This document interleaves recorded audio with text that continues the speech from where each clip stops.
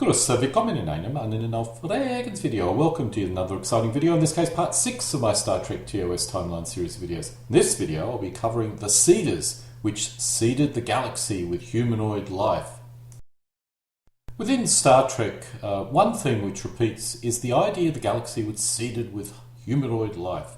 This is only specifically mentioned twice in all the scripts of TOS, which is Season 2, Episode 20, Return to Tomorrow, Production Number 51, and Season 3, Episode 3, The Paradise Syndrome, Production Number 58. In Return to Tomorrow, Sargon says, "Because it is possible you are our descendants, Captain Kirk. 6,000 centuries ago, our vessels were colonizing this galaxy, just as your own starships have now begun to explore the vastness. As you now leave your seed on distant planet, so we left our seed behind us. Perhaps your own legends of an Adam and Eve were two of our travellers." This is a direct statement by a member of the civilization which apparently did the seeding. This occurred about 600,000 years ago. In the Paradise Syndrome episode, Spock says, "Yes, the obelisk is a marker, just as I thought. It was left by a super race known as the Preservers. They passed through this galaxy, rescuing primitive cultures which were in danger of extinction and seeding them, so to speak, where they could live and grow." In this case, its speculation refers to an event which may have occurred only 10 to 20,000 years ago, and in this case we are talking about the Preservers, which are not the seeders of original life in the galaxy. I'll deal with the Preservers in a later video.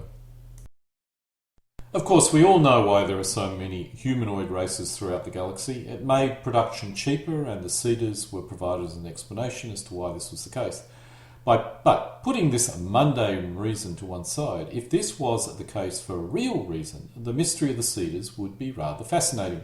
Let's look at the facts present in the TOS script to identify who the actual seeders were and when they did their seeding. While the evidence does point to the civilization from the planet I call Sargon, let's see if there are any other candidates. The first alien we ever meet in Star Trek is Spock. We know he's an alien because he has funny ears and his eyebrows are unusual. In the world of limited budgets, any slight unusual feature indicates a person is an alien, and Spock is alien, as his blood is green and is based on copper rather than iron. A modern sci-fi TV series would make aliens look a lot more alien, but we can basically assume if someone has any unusual features, then their insides must be very different from humans and they are very alien. Saying all of that, Spock is half human, and is humanoid, and possibly has a common ancestor to Earth, which would allow crossbreeding, possibly with the assistance of medical science. But it's possible nonetheless, as long as the original root of their genetic material had a reasonable amount of commonality, thus the seeders. The next alien we meet, the Telosians, are much more alien. So alien, it's unlikely there is any common ancestor. The reason we know this is the Telosians have not tried to breed with humans to overcome their problem that they're currently experiencing. Thus, in this case, while the Telosian is biped and humanoid to some extent, they are true aliens. There is another issue. We know they also retreated underground due to warfare 200,000 years ago, which means if they were the result of any seeding, it would have needed to occur 800,000 years ago or more. Unless the seeders were doing their thing that long ago and continued for several 100,000 more years, they could not have created the Telosians. The next alien we meet is a warrior from Rigel 7. While not exactly the most handsome specimen, this chap does look humanoid, with some unusual features which indicate he is an alien, or as alien as Spock is. With a bit of effort, he may be able to breed with humans, assuming any woman is that desperate. More appealing, but still clearly alien, are the green-skinned women from Orion. While alien, she is clearly humanoid and able to, I suppose, breed with humans. The next alien, Baylock of the First Federation, is closer to the Telosian, almost certainly so alien no crossbreeding is possible in this case. I'm uncertain how intelligent the salt monster from M113 is, but assuming this is the end product of a dying civilization, I suspect no dating is desirable in this case, even if the monster would like to get to know you better. I suspect this is not intelligent, and this monster is actually a clever predator, possibly even the reason why this civilization collapsed on M113. The Phasian, the next alien, is an interesting case. We really don't know what form of corporeal species this is, but regardless, we have transcended, or it has transcended, to a non-corporeal existence. Star Trek is filled with this type of life form, and I must admit the Talesians may be a candidate for the seeder rather than being a result of any seeding. It would probably take a very long time to transcend in this manner, perhaps 1 billion years as a wild guess, so I doubt that this is a seeder candidate. Now we come to the Romulans, but as they are an offshoot of the Vulcan race, there is nothing much new to see here. Clearly the result of a seeding experiment. The inhabitants of XO3 look to be another example of the Talosian, so different no crossbreeding is possible, thus no common root. I must admit I'm assuming this android is what the lost race looked like, which is a reasonable assumption. We now come to the first example of pure human-like aliens. In this case, no seeders are involved, as this is an example of parallel evolution. Incredibly unlikely, but there you have it. No seeders here. Let's move on. The giants on Taurus 2 are clearly in the two alien camp, as well as being rather large. The amusement planet in the Omicron Delta region was created by a lost advanced civilization. The android which looks after the planet looks human, but perhaps adapts the form, or its form, to the visitors it meets. The race which built this, perhaps 900,000 years ago, are candidates for the Cedar race. Perhaps they are the same people as those from Sargon's planet, in which case it would have been probably built 600,000 years ago. Trelane and his parents represent some form of pure mentality. Perhaps they are Q. Trelane's race is most certainly non-corporeal and may be the Cedars, but I suspect any non-corporeal race would have no desire to seed anything, as they have transcended all forms of physicality, unless of course you're immature like Trelane is. The next alien, the Gorn, certainly fits into the two alien bucket in order to be the result of any seeding experiment. On the other hand, the Metron does look humanoid, but has no knowledge of other races, and it looks like this race is moving down the non-corporeal path. They may have very little interest in anything physical. The time travellers from Alternate Factor are a different case. Here is an example of a very human species. The funny beard may indicate some difference, but not much. The only issue is the time travellers are travelling from the distant past, so it represents civilization which existed well before civilization ever occurred on Earth. The time frame is so extreme, the natural geology of their planet has covered all traces of their civilization. In addition, while advanced in terms of time travel, they do not seem to have very much space travel. It's possible their time-travelling device was the cause of their destruction a long time ago. The inhabitants of BD3 are an example of a very human race, which looks like it can totally integrate with Earth-based humans and can most likely breed. While Landru has a rather wild hairstyle, he does look reasonably human. This is a race which could be the results of the Cedars. The civilization of MNR7 is another example of a very human race. They don't even possess funny hairstyles. The next alien race on our list in Errands of Mercy are the Organians. The Organians are non-corporeal, a candidate for the Cedars, but almost certainly would have no incentive to be Cedars as they've transcended all that physical stuff. The race on the planet which houses the Guardian of Forever is a candidate for the Cedar. They did die out 1 million years ago, which could be a bit old, but it's certainly possible. I doubt it actually. 1 million years would mean that they would have been doing their seeding so far back that it would have been well before Homo sapien, as we said. So I think this is a very unlikely possibility. The aliens Korob and Sylvia are totally alien. No Cedar influence here at all. As they came from an alien universe, this is no surprise.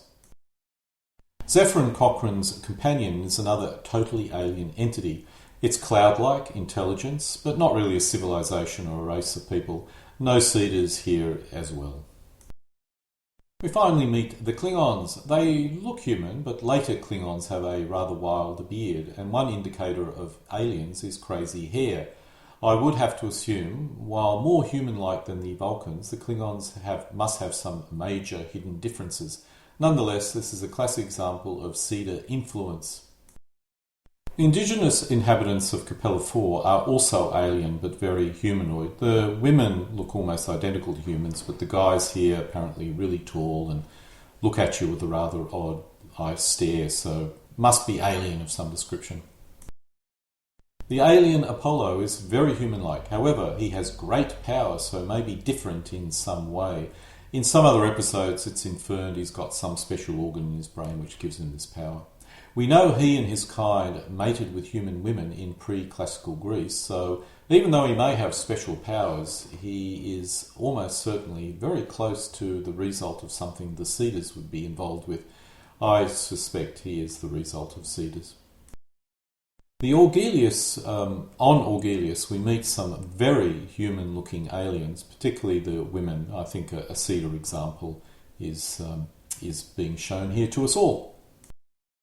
In the same episode, we also meet someone that apparently comes from Rigel 4. They are very human, even though they are aliens, so almost certainly another Cedar candidate.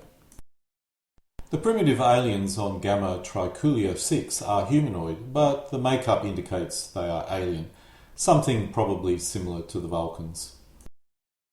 The inhabitants of Halican, while humanoid, have a blue dot on their forehead, indicating they are alien. So I put them in the Vulcan bucket, but nonetheless still a result of Cedar activity. In the episode Bread and Circuses, the Roman world is inhabited by very human-looking folks. This will be an example of a very close copy of humans. The Tellarites are obviously alien, more so than the Vulcans, but are nonetheless humanoid. Maybe this is a borderline case here. The same applies to the Andorians. These represent aliens which are very alien, because there's a lot of makeup, but nonetheless are humanoid. I'm not too sure about crossbreeding in this case. Not every humanoid found is the result of the Cedars, and I think these two races could fall on either side of the line.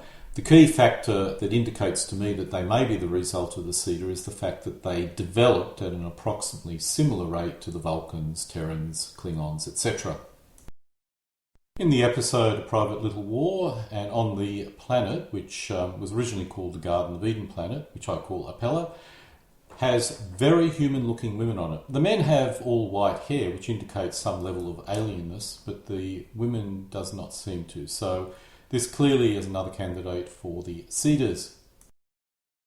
In the episode The Gamesters of Triskelion, we get a number of humanoid aliens. Some are more alien than the others, but all of them could easily be the result of Cedars.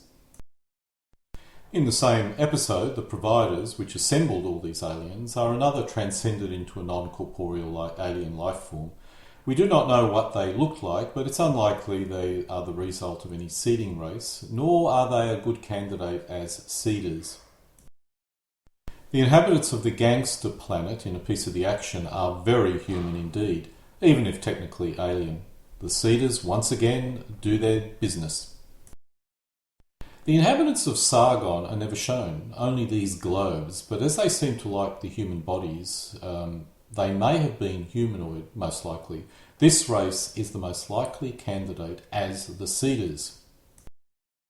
In the episode Patterns of Force, the inhabitants of Xeon are very human indeed, as are the inhabitants of Ecos, another example of Cedars. In the episode The Omega Glory, the Europeans and Asian inhabitants of Omega 4 are about as human as you can get. There are far too many human-like planets for chance alone to account for. This lists all the races encountered in Season 1 and 2. In Season 3 we get a lot more, almost perfectly human races, as well as our share of aliens and non-corporeal races. I'll not go through all of them in detail, but there must have been a force which seeded the galaxy with humanoid life which could breed with each other, to a lesser or greater extent. Now let's discuss how they could have done this. While the dates are always in question, we think Homo sapiens developed about 160,000 years ago, with some very early examples going back to 300,000 years. It's thought both Homo sapiens and Homo neanderthals evolved from a common ancestor between 700,000 and 300,000 years ago. If an alien race landed on Earth 600,000 years ago, they could have identified a subspecies of Homo erectus as a suitable candidate, inserted their own genetic material into it, and created Homo sapiens and probably even Homo neanderthals. Maybe the Homo neanderthals was an unsuccessful experiment, although we do know they did breed with Homo sapiens, so perhaps they just did two versions and then allowed them to breed together. The idea of modifying your own species to better suit a planet is not new. However, why we have not found any evidence of a civilization is the major puzzle here. As the Sargon civilization abandoned the galaxy about 500,000 years ago, any remnants could have eroded away, leaving only their crossbreeds behind them. There are a lot of unanswered questions, as why did civilization go backwards after the seeders left? Perhaps the race they created was an attempt to only seed the galaxy with humanoid life similar to their own. Perhaps this was an attempt to achieve immortality. Basically, these were their children. This hybrid race, called Homo sapiens, were not the colonists of Sargon, but represented a legacy which they repeated on countless other planets. Perhaps this is a stage a civilization goes through before they start their navel-gazing in order to transcend into a non-corporeal form. Their population may have been declining. A combination of extended lifespan and boredom may have been the cause. Realising this was occurring, some wanted to leave a legacy behind them. If they just tried to duplicate themselves, then whatever they created would also continue to decline in terms of population. They needed to create something a lot more vigorous and primitive. If this theory is correct, then it explains why they would have created the Vulcans, Andorans and Tellarites. These are very alien life forms, but the people of Sargon did not care as long as something of themselves were in the race. It also explains why there's no remnants of their civilization on any of these planets. They weren't there to colonize the galaxy. Maybe they did in the past and they abandoned it. They were there to actually leave a legacy behind. This also explains why so many civilizations in Star Trek seem to rise up at the same time. If a host of races were modified, with their intelligence being enhanced to a similar state, many would have developed at a similar rate. Some may be a little bit quicker, some a bit slower, but the result is a galaxy filled with life, all approximately within the same technological level. There are a number of other non-corporeal races which could have been the seeders, but as the evolution to this state takes a very long time, they probably did any seeding too long ago to affect the humans, Vulcans and so on. This is only a guess at my part, and it could be completely wrong, but I generally discount races such as the Organians, the Providers and the Thasians. The civilization on the planet which houses the Guardian of Forever may be a candidate, but their civilization collapsed 1 million years ago, which is too long ago. Perhaps a civilization from the Andromeda Galaxy could have done the seeding, but why would they bother? They have their own galaxy to seed. I also suspect they got to the Milky Way too late to do any seeding, which would have created Vulcans, Romulans, etc. There is a final mystery. Why is there so many planets with very human-like inhabitants on them? No crazy hairstyle, no crazy makeup, just what seems to be pure humans. This could be the clue that the people of Sargon were very human-like. If they found a planet with no suitable candidate, they may well have created a race which resembled their own, as it was many years in the past. They don't want to pass. They don't want to reproduce their race as it was at the time because they were about to transcend, and that's not the position they wanted to, that's not the way they wanted to leave a legacy. They wanted to create something a bit more primitive. This may be why they enjoyed being in human bodies so much, although I must admit in the episode where we see them, they were happy with the Vulcan as well, so maybe that idea is wrong. And so we come to an end of my part 6 of my Star Trek TOS timeline, in this case covering the Seeders. The episode scripts can be found using the URL shown. Alle guten Dinge, kommen zu einem Ende.